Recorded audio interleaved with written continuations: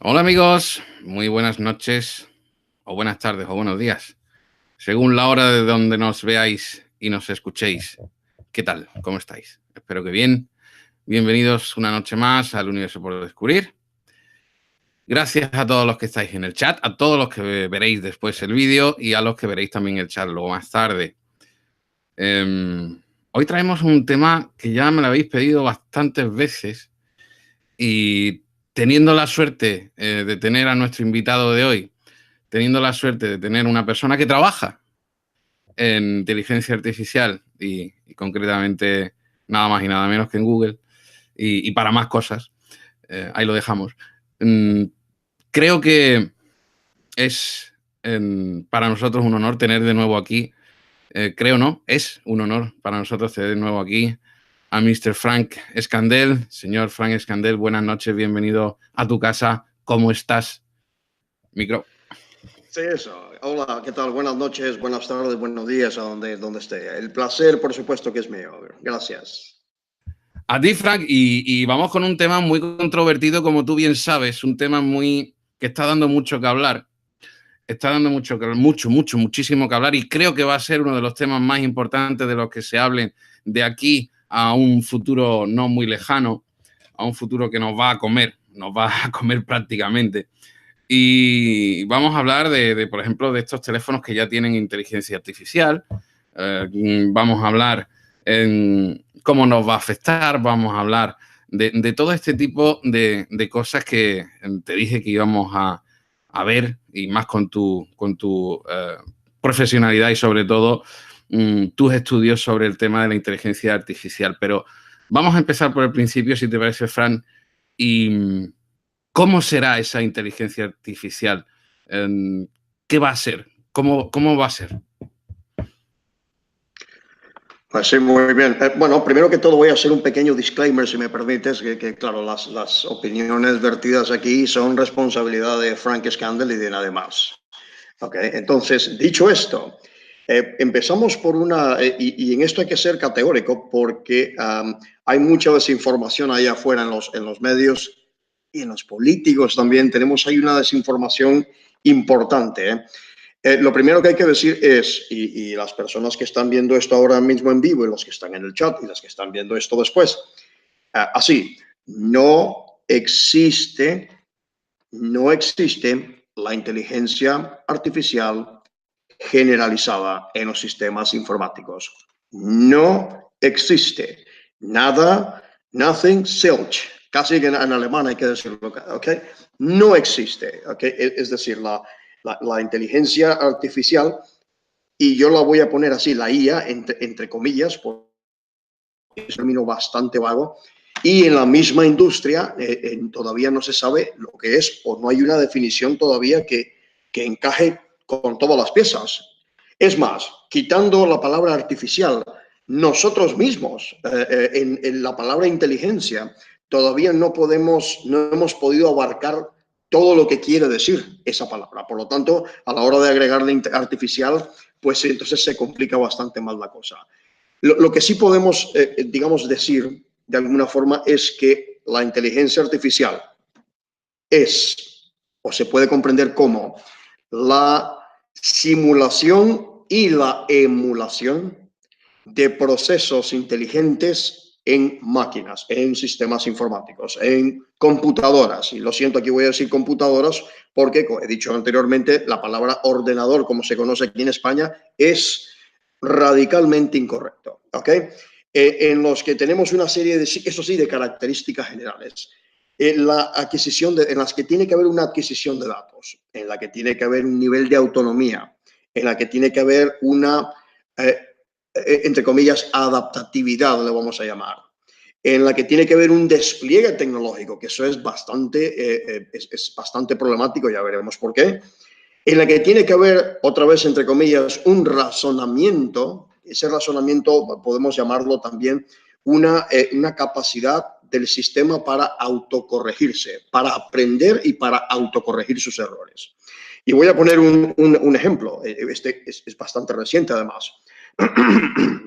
Esto comienza con una empresa británica llamada DeepMind, en 2010, ¿okay? Una empresa que se dedica todavía a la inteligencia artificial. En 2014, Google compra esta empresa. ¿Okay? Y entonces se dedican simplemente a experimentar y a investigar. Lo que sucede es que crean un programa llamado AlphaGo. Para las personas que no estén familiarizadas con el Go, es como el ajedrez chino. Es un tablero de 19 por 19 con fichas negras y blancas. Los que habéis visto la película Una mente maravillosa, por ejemplo, lo habéis podido ver. Es el tablero que estos físicos y matemáticos y un montón de nerds están ahí utilizando, ¿no? Además, es tremendamente útil para el cerebro. Lo recomiendo. Ok, entonces, AlphaGo. Y lo que hacen es que crean un programa, AlphaGo, un algoritmo, vamos a llamarlo un programa. Un programa que hacen que se enfrente a dos campeones mundiales de Go. El Go tiene aproximadamente 2.500 años de existencia, ¿no? En China, en este caso, ¿no? AlphaGo, en este caso, era la primera fase, derrotó a los dos campeones mundiales. Aquello fue toda una sensación, ¿no? Porque lo que se llega a computar, cuidado con estos datos, para que veamos de lo que estamos hablando. Estamos hablando del año 2015-2016. Lo que se llega a computar es que el número de movidas, el número de jugadas posible en Go, ¿ok?, es igual a 10 elevado a la 170. Que para que nosotros imaginemos la barbaridad que representa esa cantidad, el número de átomos observable en el universo, el número de átomos en el universo se ha calculado que es 10 elevado al 80. Estás hablando de algo que no es que es el doble, va muchísimo, muchísimo más allá. Y AlphaGo lo que hace es aprender a través de las instrucciones de cómo eso se llama Machine Learning, luego lo veremos. Aprende y luego, un año y medio después, DeepMind crea digamos que un programa más avanzado llamado AlphaGo Zero, ¿ok? Y lo que hace es que enfrenta AlphaGo contra AlphaGo Zero. Hemos visto la potencia que tiene AlphaGo, el primer programa. Pues el segundo programa le ganó 100-0. ¿Okay? Y el segundo programa, AlphaGo Zero, en este caso, le ganó 100-0. Y en este caso lo que sucede es que el algoritmo empieza a funcionar por sí mismo. Empieza sin el estímulo, sin el input de ningún programador, ¿okay?, empieza a funcionar solo y a aprender solo. En 40 días aprendió todas las jugadas disponibles, ¿okay?, de los últimos 2.500 años de historia que tiene el juego. Para que nos hagamos los 2.500 años. Sí, exactamente. Aprende todas las jugadas posibles de los últimos 2.500 años. Así es, exactamente. Entonces, ya ha habido 2 iteraciones más. Ahora existe un AlphaGo Master, ¿ok? Y entonces esto se está utilizando y se utilizará en su momento para integraciones que tienen que ver con biotecnología, con la resolución de problemas. Lo que estamos hablando aquí es de velocidad, más que todo. No estamos hablando de razonamiento, porque ahora lo vamos a ver al final, más bien nos meteremos en ese escabroso camino para explicar qué es y qué no es inteligencia artificial en este caso, ¿no? Entonces, eso nos da una idea de dónde estamos ahora mismo. ¿Hacia dónde vamos? ¿Hacia dónde vamos? ¿Okay? ¿Y por qué he dicho lo que he dicho al principio? ¿Y por qué a veces estos políticos aparecen ahí en televisión diciendo tonterías como cobrarle impuestos a los robots, ¿no? Y que eso es una auténtica barbaridad. Lo que sucede es lo siguiente. Hay dos formas, hay dos formas de observar lo que es la inteligencia artificial. Una se conoce como la inteligencia artificial débil y otra como la inteligencia artificial fuerte. Esto me recuerda a la forma en la que las 4 fuerzas conocidas del universo también se han clasificado. Una se llama fuerte y otra débil. La débil es la que todos conocemos. La débil es, de hecho, la única que existe. O estrecha, también se le llama narrow artificial intelligence. Okay. Es la que todos conocemos por ejemplo, la banca electrónica, por ejemplo. Banca electrónica ya sea a través de un portátil como este o a través de un móvil, en la cual yo estoy en un chat que no es una persona con la que yo estoy hablando, pero ese chatbot, no es robot, sino bot en este caso, ya puede interactuar conmigo a través de la localización de palabras clave de qué es lo que yo necesito. Y empieza a darme, digamos que empieza a darme trozos de ciertas respuestas que ya están preprogramadas, ¿no? Lo que pasa es que eso es un sistema que si se hace bien, se retroalimenta. Se retroalimenta, se va aprendiendo por sí mismo. Otro ejemplo de esto que estamos hablando, ¿no? Facebook, todos conocemos Facebook. Cada vez que alguien pone una foto en Facebook o la foto de un gatito que está maullando o la foto no sé, de un río que está pasando ahí, qué hermosa la naturaleza. Cada vez que nosotros vamos y le damos me gusta o no me gusta o me encanta o me río o utilizamos un emoticono de estos, no nos damos cuenta a lo mejor de que lo que estamos haciendo es ayudándole a Facebook a perfeccionar su software, porque lo que está haciendo ese software es aprendiendo de las emociones humanas. Y aquí es esta palabra clave que está ahí, que es las emociones, porque claro, eso se ha venido ahí a dar un poco de cómo, bueno, los robots nunca podrán tener emociones, etcétera. La cuestión es que las emociones, esto es una definición que ha hecho Yuval Noah Harari hace poco en un libro llamado Homo Deus, que yo lo recomiendo porque es bastante revelador. Ha dicho que las emociones son algoritmos bioquímicos. Y es que en realidad lo son. Hay un estímulo A que provoca una reacción B en este caso. Eso se puede medir. O hay una serie de estímulos A, B, C, D que puede provocar este grupo de estímulos, este grupo de estímulos, este grupo de estímulos. Uno puede emular eso, pero ya está. Es decir, hay ahora mismo, ahí mismo afuera, hay ahora mismo, por ejemplo, vamos a llamarle cyborgs o cyborgs, o especialmente Japón ahora mismo, donde si yo hago esto con las cejas, me puede responder haciendo esto. Y yo, ¿por qué te has molestado conmigo? Entonces me puede responder de esta forma.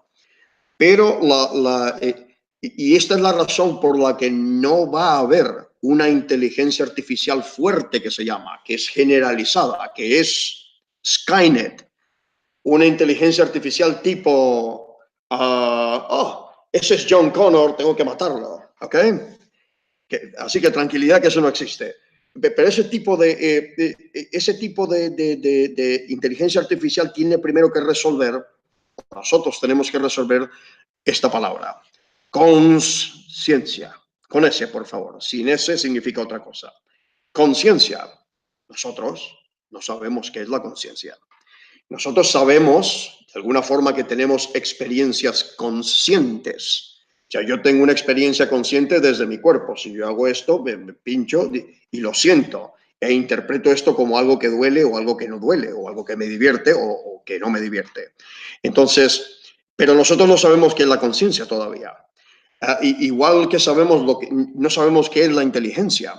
Igual que nosotros no sabemos lo que es la mente. Nosotros no sabemos lo que es la mente, por lo tanto, no sabemos qué es.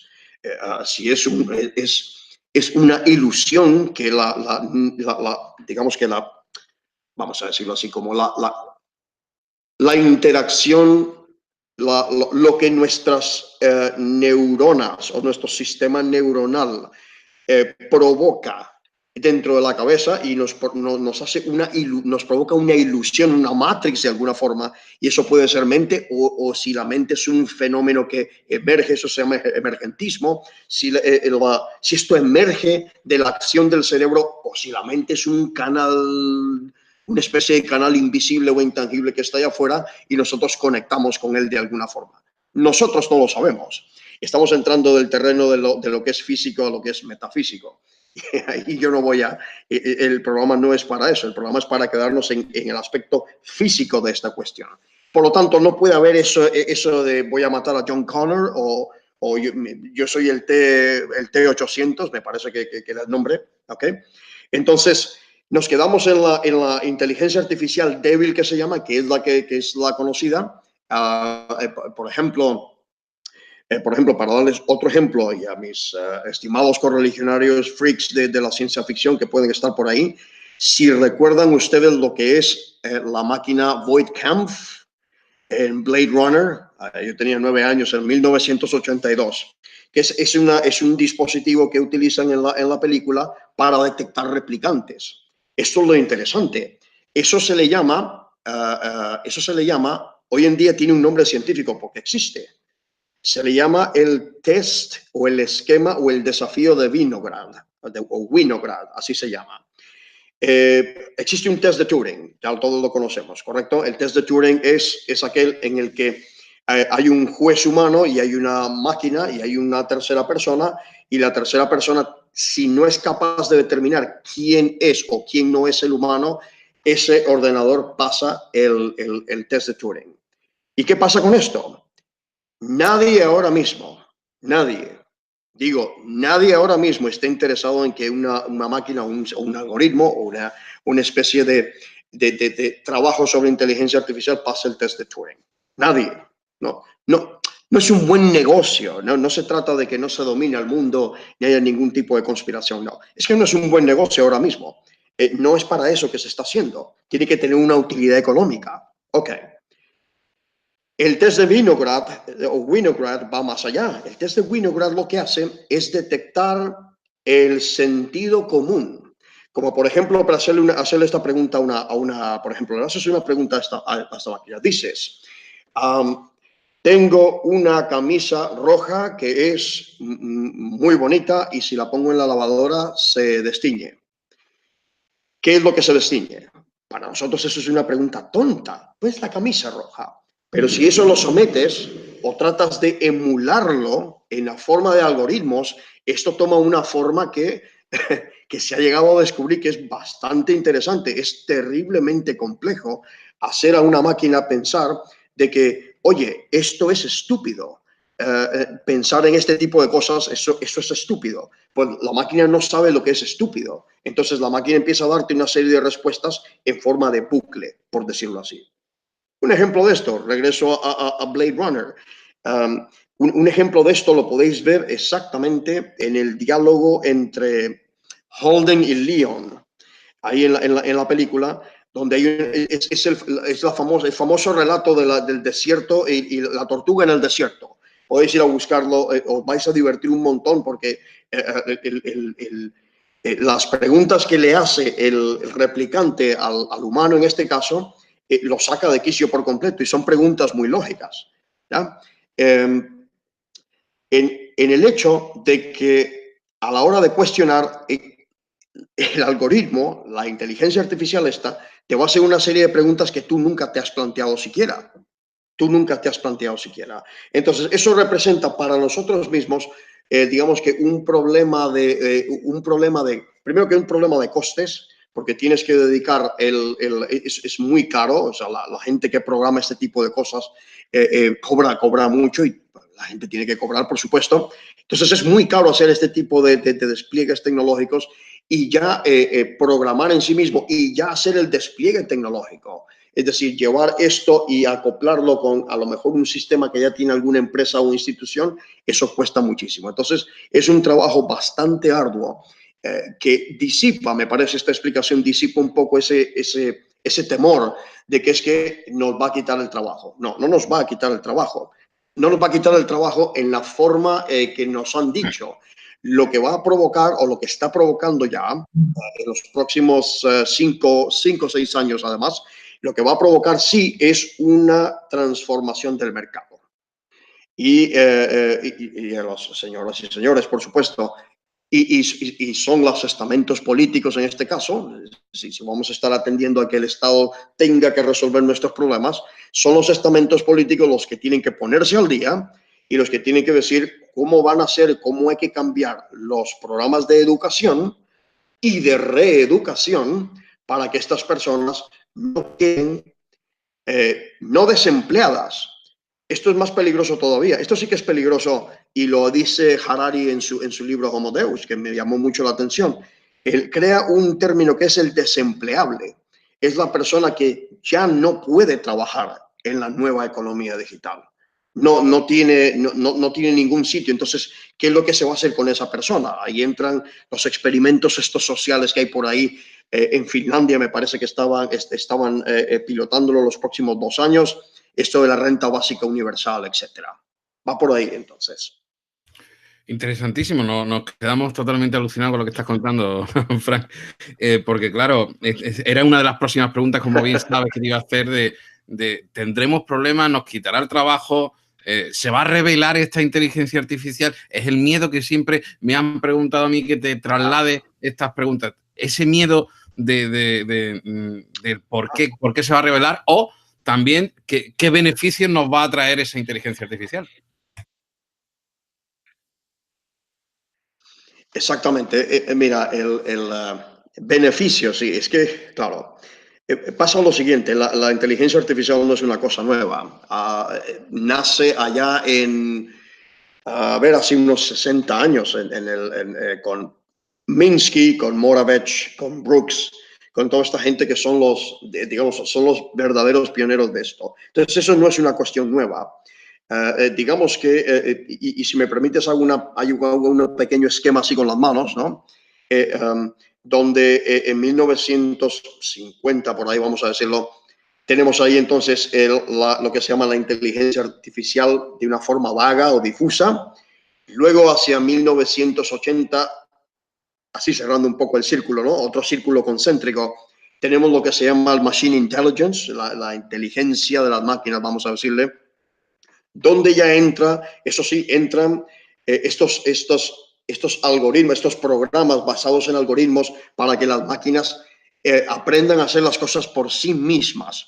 Y ahí entonces llegamos a un terreno que se llama el de las redes neurales, que eso ya, como dicen los amigos mexicanos, esos son otros 100 pesos, donde las redes neurales lo que hacen es que nosotros nos dimos la vuelta y empezamos digamos que a mimetizar, a copiar, a emular, como he dicho anteriormente al principio, a emular cómo funcionan las neuronas, nuestras neuronas.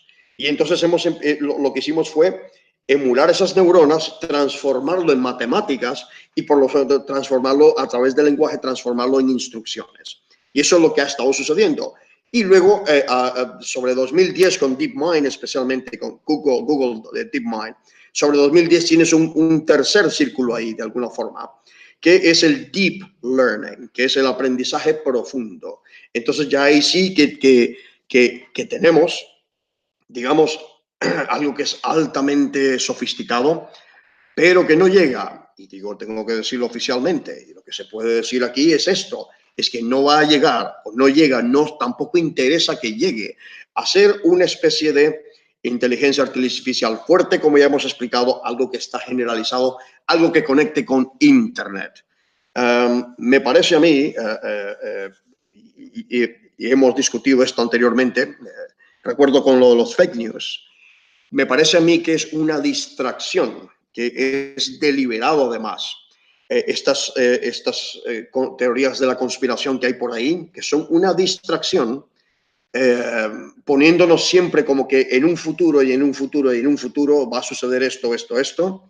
Es una distracción por una parte y también estamos dándole a Hollywood un poco de espacio para que pues sigan creando sus ciencia ficción o ese tipo de cosas. Black Mirror en este caso, que son casi obras de arte, casi todos los capítulos. Black Mirror es un ejemplo de eso, pero no significa que sea cierto. ¿Okay? Riesgos. ¿Qué riesgos puedo tener? ¿A dónde sí está el problema? Para nosotros los occidentales en este caso, lo que está sucediendo en China es un problema. Eso es algo que no se debe permitir sin la legislación adecuada, no se debe permitir. ¿Qué es lo que está pasando en China? China tiene, por ejemplo, reconocimiento facial en todos sitios. Cuando uno cruza, por ejemplo, quienes hayan estado en China, cruzas la frontera, por ejemplo, entre Hong Kong y Shenzhen. Perdón. Con un paso de peatones mismo te reconoce. Ok. Exactamente. Vas a Shenzhen, a una ciudad china, y no ves policías en ningún sitio. En ningún lado ves policías, ¿ok? Tienes las cámaras que están ubicadas en edificios, etcétera, en todo sitio, ¿no? Y ya con eso hay una vigilancia, pero no ves policía en ningún sitio, ni nadie dándote instrucciones, ni nadie, digamos que tú portándote bien, nadie va y te molesta, ni te dicen, ni te da órdenes y tal, ¿no? Entonces, ese tipo de cosas, entonces sí, tenemos que tener cuidado con eso, porque sí hay siempre de parte de los digamos que círculos de poder que no tienen ningún nombre de sociedad secreta, círculos de poder que son bastante bien conocidos y son los partidos políticos. Y estos partidos políticos que pretendan, pues, hacerse ellos el trabajo más fácil poniendo estos sistemas de vigilancia que son de carácter prácticamente orwelliano.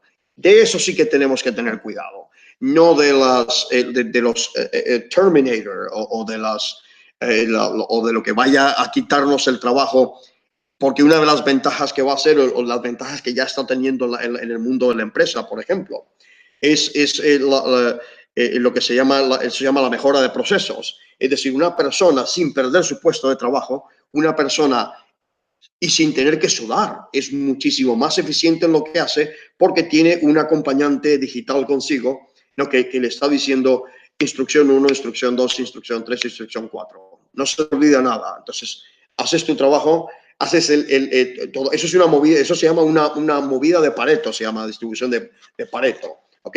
En la que haces mucho menos esfuerzo físico, haciendo más teniendo un aprovechamiento intelectual o intangible mayor. De eso se trata, ¿ok?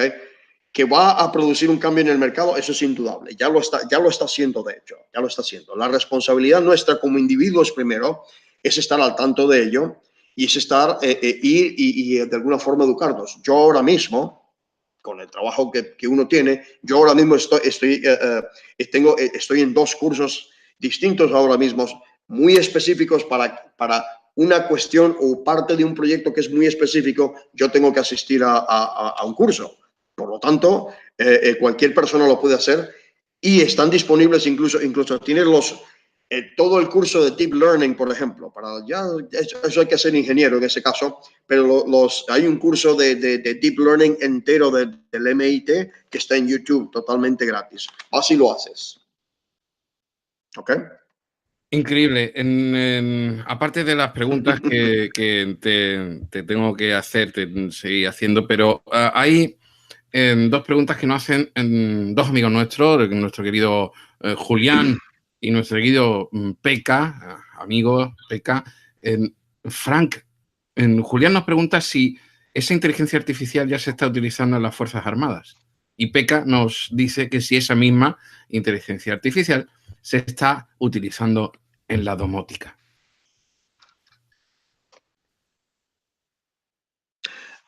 Muy interesante. Primero que todo, que en las Fuerzas Armadas generalmente suele ser al revés. Viene de las Fuerzas Armadas. ¿Okay? Voy a hacer una separación aquí, pero la domótica también es muy interesante. Pero viene de las Fuerzas Armadas. ¿Por qué? Es una cuestión de la naturaleza humana y nada más. ¿Okay? Uno quiere tener aquello. Las Fuerzas Armadas sirven como una forma de apalancamiento, leverage se llama, como una forma de apalancamiento para tener negociaciones con diferentes bloques nacionales o multinacionales. Las Fuerzas Armadas están un poco para eso. Entonces, lógicamente que el mayor despliegue o el mayor investigación va a venir de ahí, exactamente. Y entonces a la hora de que se hace ya en el mundo civil, pues ya viene, digamos que filtrado de alguna forma. La respuesta es sí, de hecho viene de ahí. De hecho, ahora mismo, y tú que eres una persona versada en geopolítica, de hecho está surgiendo ahora mismo una nueva geopolítica que está basada precisamente en la presencia de estos hubs o centros neurálgicos donde se está desarrollando, o la mayoría de ellos donde se está haciendo ese trabajo que es súper avanzado, de los que sí, de cara al público, por supuesto, pues hay un conocimiento de lo que hay, y pues de cara para adentro, lógicamente, pues eso es algo que todavía no está disponible, que eso es totalmente normal. Por ejemplo, La nueva geopolítica que está generando la inteligencia artificial son unos 7 puntos aproximadamente, a ver si me acuerdo. Por supuesto, Silicon Valley, California. New York, la ciudad de Nueva York. Ahí hay otro que tiene que ver con lo que se llama fintech o tecnología financiera. Esto que tiene que ver estos microbots, estos que hacen cálculos en los valores de las acciones, miles de ellos por segundo, por decirlo así. Otro que es en Boston, en la ciudad de Boston, que tiene que ver con medicina y biotecnología. Houston también podríamos incluirlo. Cruzamos el Atlántico. Solamente hay uno en el continente europeo y es Londres. En este caso también tiene que ver con tecnología financiera, con finanzas. Londres es un powerhouse financiero y lo seguirá siendo después del Brexit. Después de ahí nos vamos totalmente de Europa, porque en Europa no hay nada más. Exactamente. De Europa no hay nada más. Nos vamos directamente a China, donde tienes Beijing, lógicamente, que tiene que ver con el estamento político y financiero. Shanghai no está lejos de ahí. Y con Shenzhen. Shenzhen porque es el Silicon Valley del hardware, que se llama. Mucho de lo que se produce físicamente está ahí en Shenzhen. Entonces, tienes un gran poder de un lado y otro gran poder de otro lado, que es Estados Unidos por un lado, China por el otro, Europa ahí en el medio, y en Europa ahí sí tengo que hacer y si me permite, por supuesto, Julián, en este caso, que ha hecho la pregunta, y si me permite decirlo también, es que aquí en Europa nos hemos dedicado, en vez de dedicarnos a esforzarnos y tirar para adelante y competir, aquí nos hemos dedicado más a regular y cobrar tasas y cobrar impuestos y elevar impuestos. Eso es lo único que nos hemos dedicado con todo el potencial que tiene Europa. Veremos si Dinamarca en 2022 puede lograrlo. Hay una iniciativa por ahí que se está haciendo ya. Eso por un lado. Por otro lado, ¿por qué China? Y vuelvo al relato que he hecho anteriormente. AlphaGo es el culpable de eso. Claro, China, sabes tú que Google, el gobierno chino, perdón, pues prácticamente que expulsó a Google de China porque, claro, es una civilización con 4.000 años de antigüedad, casi ininterrumpida, y que venga una empresa estadounidense y supere su propio juego, que es el Go en este caso, fue indignante para los chinos y eso fue parte, eso salió en la prensa también, eso fue parte de la ruptura que tuvo con Google y ahora pues de alguna forma se está rehaciendo esa relación. Pero para los chinos fue indignante y tuvo represalias. Su propio juego superado por una empresa norteamericana, inconcebible para ellos. Eso por un lado. Entonces, domótica, en este caso, sí, tenemos los asistentes de voz. Ahora mismo tenemos los sistemas de seguridad. Eso ya está, pero ya de hace un tiempo ya además, que son sistemas bastante más simples, donde está todo ya preprogramado. No tiene una inteligencia como tal, a menos de que se pague, porque eso es más caro, pero no son sistemas tan inteligentes en este caso, como ya lo podemos suponer. No lo son. Claro, porque, por ejemplo, si yo te enseño esta marca, Huawei, que trabaja con inteligencia artificial y el gobierno norteamericano está en contra totalmente de Huawei y del 5G, famoso, ¿verdad? ¿Por qué esta cuestión? ¿Tiene que ver con la inteligencia artificial que dice que tienen estos teléfonos?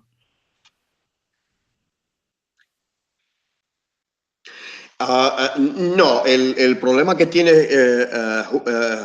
Huawei ahora mismo empezó en Canadá, de hecho, ni siquiera en los Estados Unidos, es que aparentemente esta empresa, pues los altos directivos de esta empresa, digamos que se dieron a una violación de secreto. Y una violación de secreto es decir, que tú tienes una empresa china y tienes un contrato en Canadá o Estados Unidos, tú tienes una serie de cláusulas de confidencialidad y aparentemente les han pillado pasando esos secretos al gobierno chino, aparentemente. Esa es parte de la acusación ahora mismo, pero no tiene que ver con que haya o no inteligencia artificial. China se ha propuesto que para 2030 ellos van a ser la potencia número uno. El 80% de la inversión mundial ahora mismo en inteligencia artificial, en su investigación y en su despliegue, se está haciendo en Estados Unidos. 80%. Eso es bastante dinero, muchísimo dinero. Nos preguntan que Rusia también tiene sistemas de inteligencia artificial o no tantos como creemos, porque siempre que hablamos de Estados Unidos o de China, pues siempre se salta, ¿no? Con la palabra Rusia o con el país Rusia, porque parece ser que si no se nombra... Pero no, hay algunas veces que no, que los propios rusos no tienen que comprar ingeniería exterior, no tienen tanto, ¿no? En el caso de los rusos es que tienen otra personalidad y la forma de abordar grandes negocios tecnológicos con los rusos es muy diferente, de hecho. Los rusos suelen ser más... Ok, vosotros veis a Vladimir Putin, lo primero que veis o debéis ver cada vez que veis a Vladimir Putin son 3 letras, KGB, ¿ok? Es un antiguo director de la KGB y eso no es ninguna broma. Es decir, la forma de operar de Putin es la de, ok, tú sigues haciendo ruido que yo estoy escuchando. ¿Qué tienen ahora mismo en desarrollo oficialmente que se sepa? En Rusia ahora mismo no se sabe mucho. De hecho, no aparece ni en el mapa de la inteligencia artificial en ese sentido. ¿Tendrá algo? Sí, posiblemente sí. Debe tenerlo, debe hacerlo. Debe de tenerlo, exacto.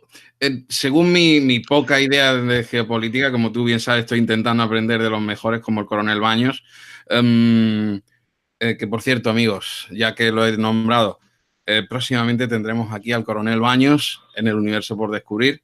Me ha facilitado una entrevista y quería ponerlo en conocimiento. Creo que es una excelente noticia y para mí es un honor tener al coronel Baños aquí con nosotros. Próximamente diré la fecha. Claro, estamos hablando de que Rusia realmente en lo que hace es invertir no solamente en armamento, sino sobre todo en recursos naturales, ¿no? Que es lo que está haciendo y posicionarse ante el mundo. Creo que la gente siempre piensa sobre Rusia porque no se le puede dejar aparte, por supuesto, pero armamentísticamente hablando, o como recursos o con esos recursos naturales, ¿no? Siempre se intenta, ahora por ejemplo con el tema de Venezuela, siempre dicen los malos son los americanos como siempre, los malos son los europeos como siempre y los buenos son los rusos y los chinos, pero es que los rusos y los chinos lo único que les interesa también es lo mismo que le interesa a Europa y a Estados Unidos de Venezuela. Amigos, lo mismo. El oro y el petróleo. No sacamos conclusiones estúpidas, para decirlo así claramente, porque realmente lo que le interesa es lo mismo. Lo mismo. Lo de la democracia y todo eso viene después, sí, correcto, es correcto. Simplemente esto, no es más. No es más. ¿Qué beneficios va a traer la inteligencia artificial aparte de esa rapidez?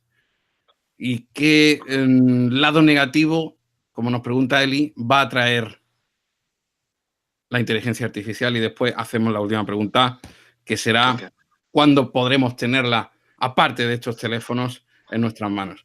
Antes de que empieces, quiero decir una cosita, un detalle que ha dicho antes Frank, que es que, por ejemplo, esa inteligencia artificial como Alexa y demás, estos aparatos de domótica que se ven en las casas en Estados Unidos, más del 30% de casas ya lo tienen. Aquí estamos empezando y es algo muy novedoso. Pero en Estados Unidos, más del 30% de los hogares tienen su asistente personal. Así que vamos un poquito por detrás.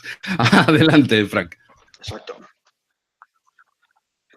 Bueno, y en ese sentido, otra vez, estás interactuando eso es machine learning, porque estás interactuando con un dispositivo, ¿okay? Que está funcionando con un software y a través de la interacción humana les estás tú enseñando al producto que has comprado tú. Estás tú enseñando a ellos a hacer les estás ahorrando también un trabajo a la empresa. Amazon, Apple, Google, etcétera. Les estás ahorrando tú el trabajo. Es una red neural, como nos estamos comportando. Perdón, ¿me repites el carácter de la pregunta otra vez? Sí, el carácter sobre todo es lo que nos decía Eli, cuál es el lado realmente negativo de la inteligencia artificial y sobre todo el positivo, en qué vamos a ver afectadas nuestras vidas con la inteligencia artificial. Dos ejemplos, en este caso, para Eli. Dos ejemplos. Uno es, por ejemplo, el deep learning, estos algoritmos que son ultra sofisticados, que se están utilizando ahora mismo para desentrañar por fin en qué consiste, por ejemplo, el cáncer, o cómo curar la diabetes, o cómo curar el SIDA, ¿ok? Esos son datos que tienes que darle a esta máquina, en este caso, ¿ok?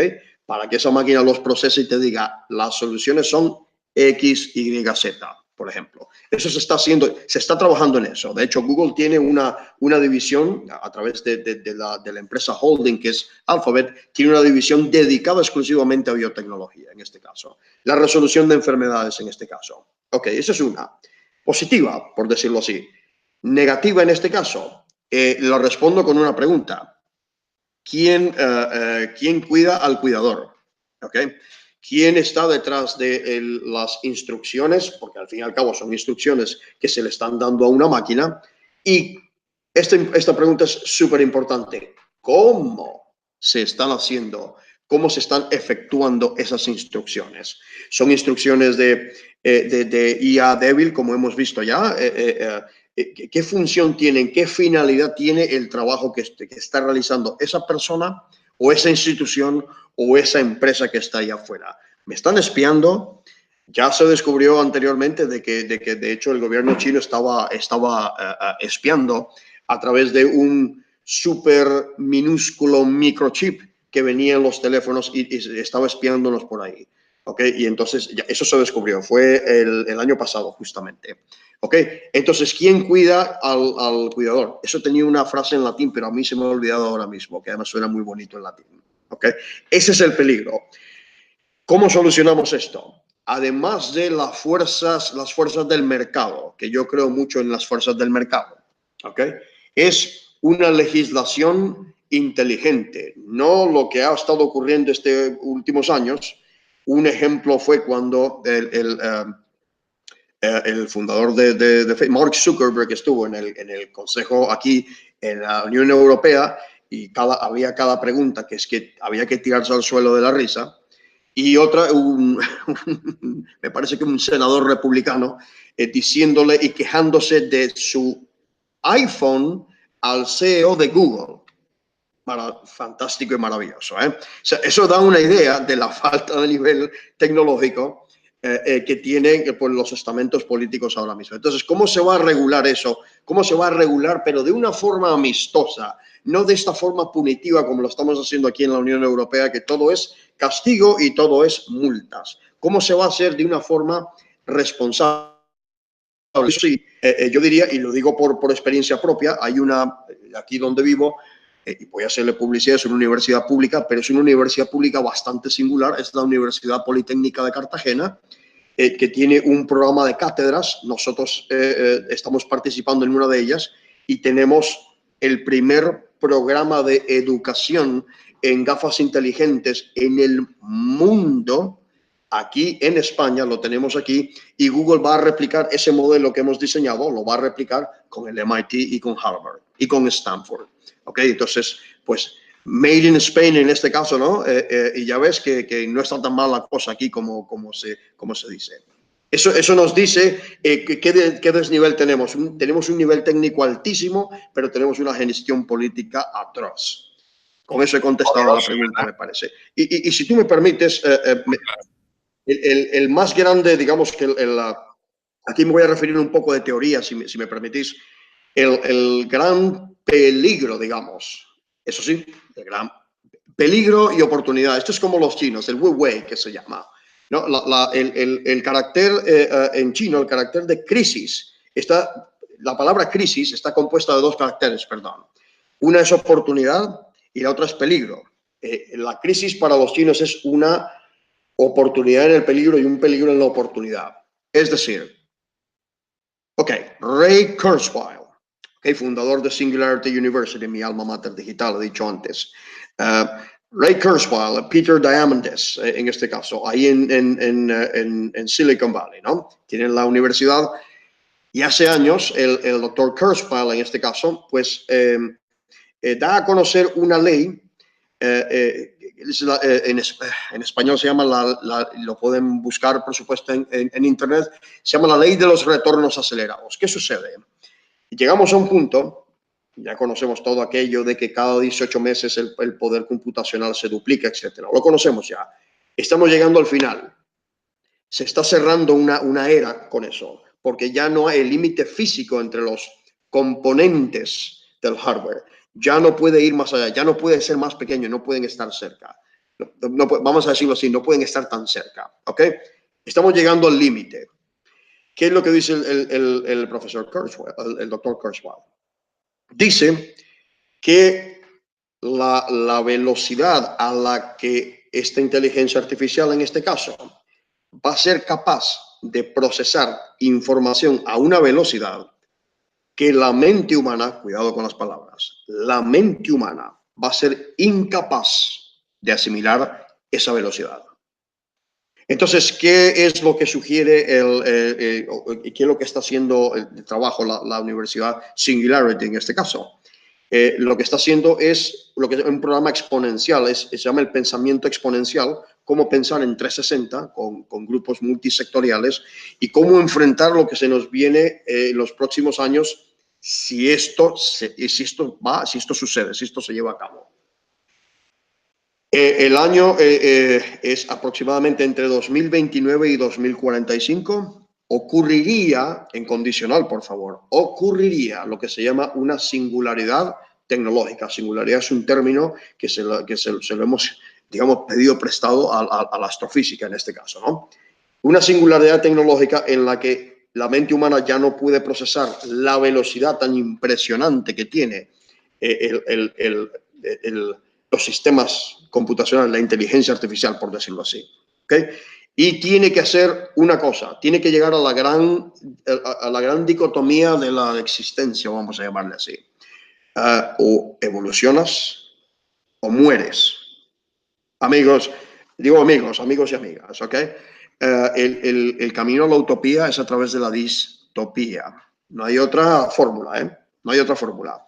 Vamos a tener que ser bastante valientes estos próximos años para entonces poder aprender y poder realmente ver cómo mirar hacia adelante, primero en nuestras propias vidas y después en nuestro colectivo, socialmente hablando, ¿no? Porque se nos viene encima algo que puede ser bastante serio, tremendamente radical. Por ahí donde entramos en el escabroso camino o ámbito de las hipótesis transhumanistas, donde de alguna forma tendríamos, repito, en condicional, tendríamos que conectarnos o fusionarnos con ese máquina o digamos que con este ecosistema que funciona con máquinas para que no nos deje atrás lo que hemos creado nosotros mismos. Estaríamos hablando, por ejemplo, de Ready Player One, sí, la última película, por ejemplo.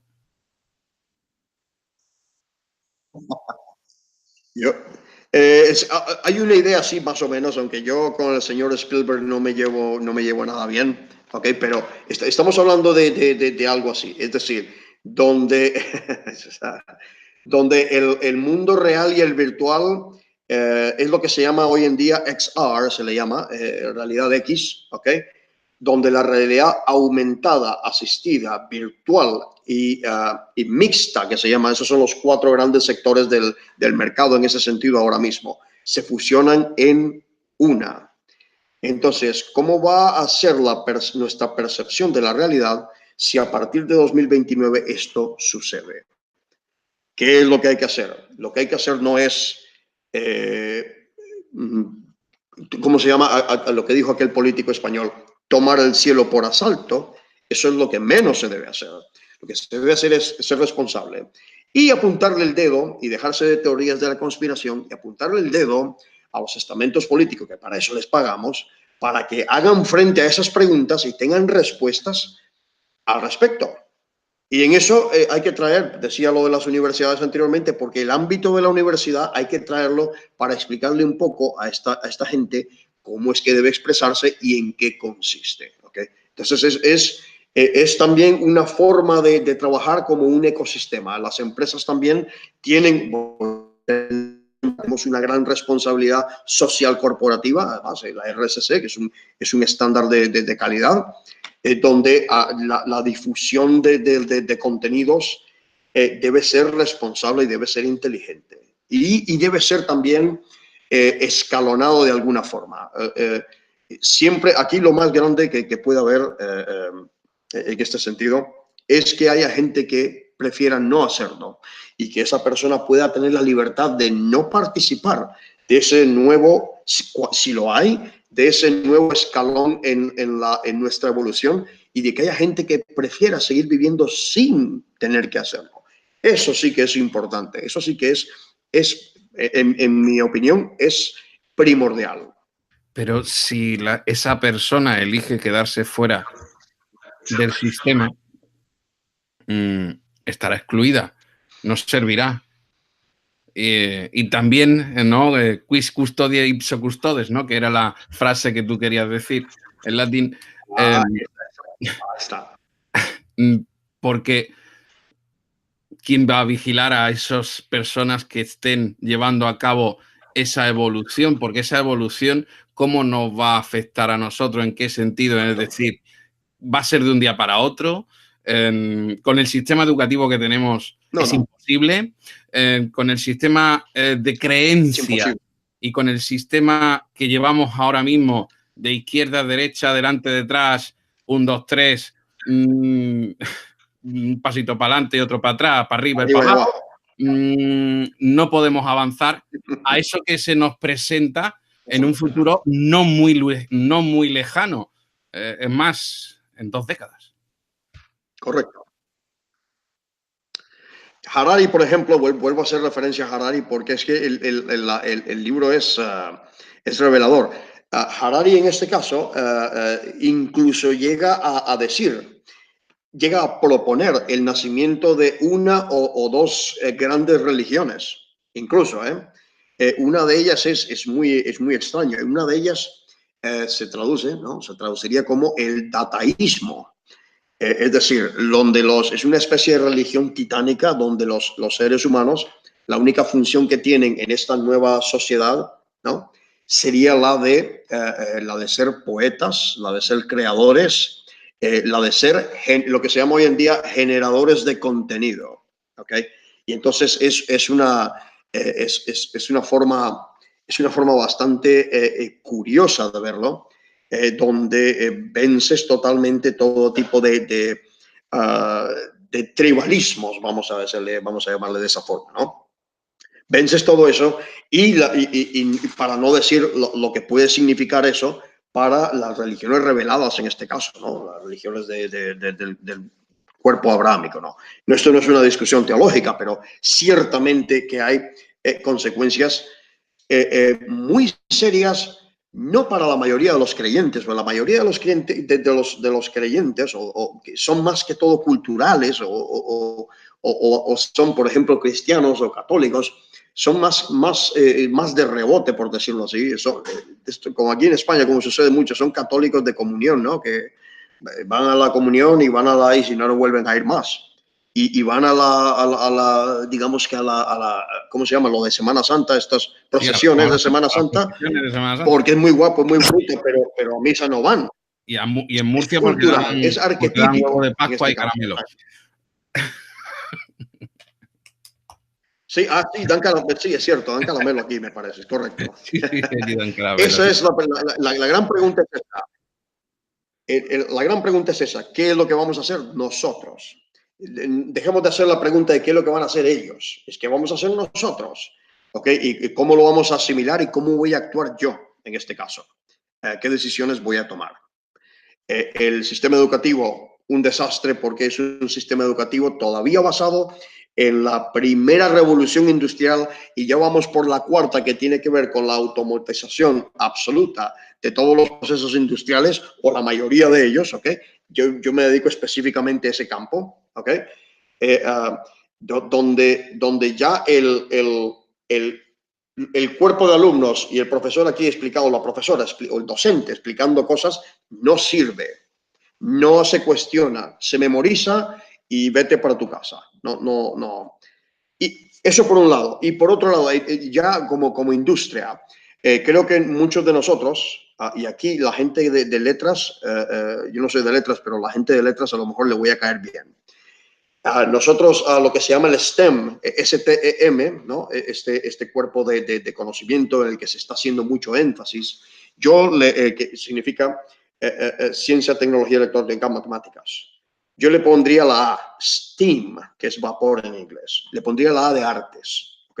Entonces, mucha gente de esta gente que estamos precisamente en la industria, yo les enviaría también a leer a Platón y a Aristóteles. Y les enviaría a leer a Santo Tomás de Aquino y a Confucio y no sé, a Nietzsche y no sé, a Heidegger, por decirlo así. Es decir, que no nos convirtamos, por otra parte, por la parte nuestra de la industria, que no convirtamos a la sociedad en una tecnocracia como muchos quieren. Una tecnocracia quiere decir que todo absolutamente, o pretendamos que todo absolutamente esté medido, y como está medido, puede ser emulado y simulado. No es ese el caso. La condición humana, por eso no puede haber una inteligencia artificial fuerte. La condición humana es muchísimo más compleja que todo eso, que eso sí, tecnócratas de parte de la industria pretenden.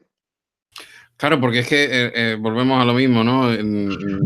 Ver y observar hoy en día, ¿no? Que se sigue luchando por territorios en el año 2019, a una década vista de ese salto de la humanidad que vamos a tener, con tantos descubrimientos que vamos a observar, como el contacto seguro, un contacto extraterrestre, o a sabiendas de que existen los extraterrestres, o que no estamos solos en el universo. Nosotros, hay gente que sigue luchando por libros de hace 2000 años, y gente que sigue luchando por tierras que nunca han sido suyas, sino han sido de otras personas, pero han trasladado las ideas políticas extremistas ahora de que esto es mío, y estamos en el año 2019, ¿no? Que está muy bien, que cada uno puede recordar de dónde viene, pero recordarla correctamente y no con mentiras.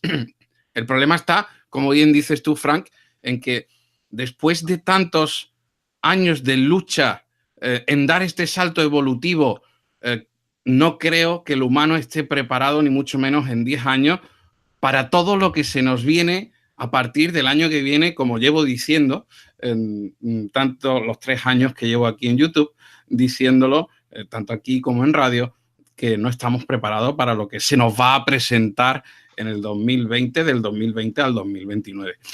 Hay una pregunta por aquí que nos hace Sebastián Carvajal. Con esto terminamos. Frank, no te quiero robar más tiempo. En este caso, según esto de los programadores y los analistas en programación, ¿se quedarían sin campo? ¿Se quedarían sin campo alguno del cual estudiar? No, de hecho no. Es decir, un analista de sistemas o un programador, por ejemplo, o un ingeniero de telecomunicaciones, por decirlo así, entiende todo lo que tiene que ver con ciencias duras, que se llama. Tú entiendes que tienes que actualizarte el resto de tu vida terrenal. No sé si hay otra, no lo sé. Pero el resto de tu vida terrenal tienes que seguir actualizándote. Pero por supuesto, eso es responsabilidad del programador. Hay otro caso de programadores que he visto, programador en COBOL, que está ganando $5,000 la hora en Silicon Valley. porque es una persona que tiene 70 años de edad. Sí. Yo sé Pascal y COBOL. Porque hay una empresa que no tiene a nadie en absoluto, no existe nadie que utilice COBOL. Entonces, estaba jubilado, se ha venido de la jubilación y ha dicho, cobro $5.000 la hora. Y entonces el hombre está ahí cobrando $5.000 la hora por hacer una auditoría de a lo mejor unos 4 o 5 meses en una empresa. Y esa persona yo le conozco. $5.000 la hora. Y la empresa, gustosísima, a pagarle. Esto es un caso extremo, por supuesto. Pero lo que le digo a los jóvenes entusiastas allá afuera, ¿no? Es precisamente eso. Tenéis que prepararos para estudiar el resto de vuestra vida terrenal. ¿Ok? Sin más. Simplemente impresionante. Menuda clase nos acabas de dar de inteligencia artificial y de futuro que nos ha sido bestial, Frank. Hay muchas cosas que hablar, pero prefiero hacer los programitas de 1 hora para poder ir sacando temas, como bien sabes. Es importante ir adquiriendo conocimiento de personas como tú, especialistas en tu campo, para poder aprender día a día. Lo que tú dices, actualizarnos, es muy importante. Mañana tendremos a las 7:30 misterios con Iván Martínez de VM Gran Misterio.